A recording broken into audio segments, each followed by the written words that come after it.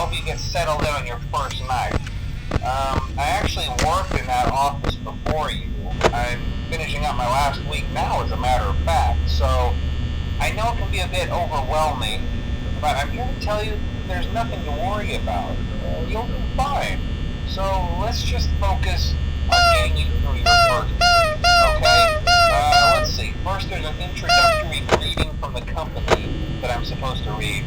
It's kind of a legal thing, you know. Welcome to Freddy Fazbear's Pizza, a magical place for kids and grown-ups alike, where fantasy and fun come to life. Fazbear Entertainment is not responsible for damage to property or person. Upon discovering that damage or death has occurred, a missing person report will be filed within 90 days or as soon as property and premises have been thoroughly cleaned and bleached and the carpets have been replaced. Blah, blah, blah. Now, that might sound bad, I know, but there's really nothing to worry about. The animatronic characters here do get a bit quirky at night, but do I blame them? No. If I were forced to sing those same stupid songs for 20 years and I never got a bath, I'd probably be a bit irritable at night too. So remember, these characters hold a special place in the hearts of children and we need to show them a little respect, right? Okay. So just be aware, the characters do tend to wander a bit. They're left in some kind of free roaming mode at night. Something about their servos locking up if they get turned off for too long. They used to be allowed to walk around during the day too, but then there was the bite of 87. Yeah. It's amazing that the human body can live without the frontal lobe, you know? Now, concerning your safety, the only real risk to you as a night watchman here, if any, is the fact that these characters, if they happen to see you after hours, probably won't recognize you as a person. They'll most likely see you as a metal endoskeleton without its costume on. Now, since that's against the rules here at Freddy Fazbear's Pizza, they'll probably try to forcefully stuff you inside a Freddy Fazbear suit. Now, that wouldn't be so bad if the suits themselves weren't filled with cross beams, wires, and animatronic devices, especially around the facial area. So you can imagine how having your head forcefully pressed inside one of those could cause a bit of discomfort and death. The only parts of you that would likely see the light of day again would be your eyeballs and teeth that pop out the front of the mask.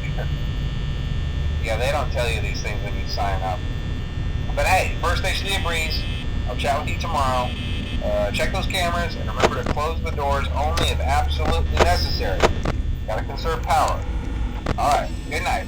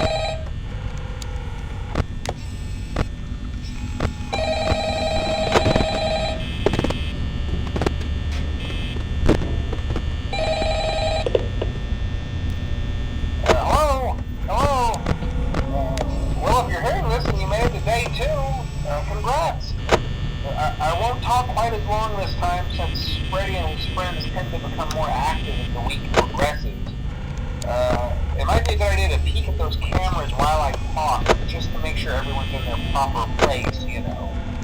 Interestingly enough, Freddy himself doesn't come off stage very often.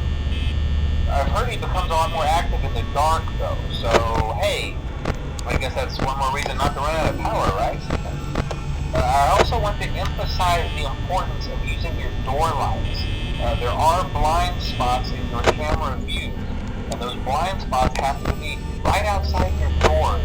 So if you can't find something or someone on your cameras, be sure to check the door light.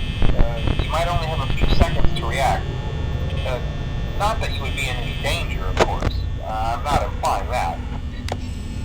Also, check on the curtain in Pirate Cove from time to time. The character in there seems unique in that he becomes more active if the cameras remain off for long periods of time. I guess he doesn't like being watched. I don't know. Anyway, I'm sure you have everything under control. Talk to you soon.